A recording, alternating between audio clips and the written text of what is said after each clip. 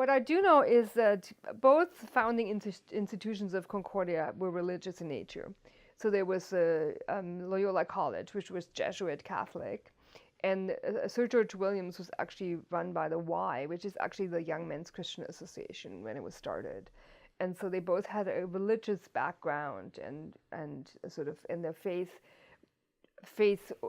encouraged them to offer education, and the Sir George part especially taught was particularly interested in literacy and offered evening classes to workers and so on.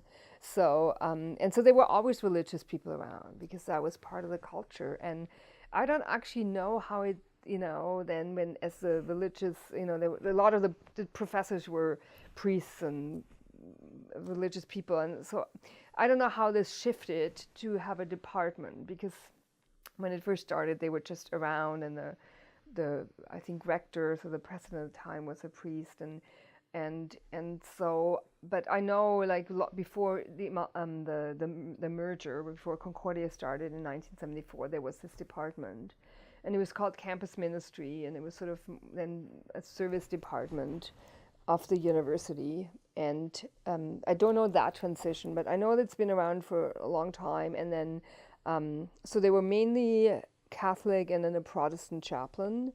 And then these, in the sort of mid-90s, I think my colleagues, my predecessors looked around and said, we need to have a religious presence that's more than Christian, because look at our students and look at our country. And so they started creating this multi-faith network.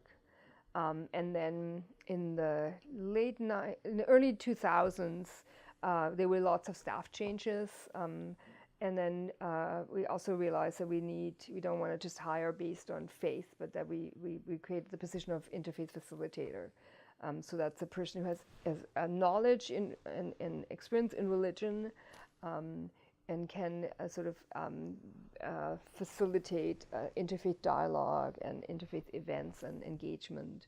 And then my position also became, I'm there for all students. I'm sort of the resource for religious questions on campus. And then the names also changed with that, from campus ministry to multi-faith chaplaincy to multi-faith and spirituality center. And for us, what's also important is that interfaith includes, it's a big discussion actually in the Word of Faith, but it does include people of no faith or secular alliances, or people who consider themselves spiritual but not religious. To me, it's really important that everyone is included. So again, it's a bit self-selective. Some people would never want to come here, but there are a lot of people who are really drawn to explore spirituality, and they don't connect to any religion. But we also have a lot of devout religious students on campus. So we're sort of there. It's a really broad banner. But again, food sort of unites a lot of us. So wonderful. yeah, Great. yeah.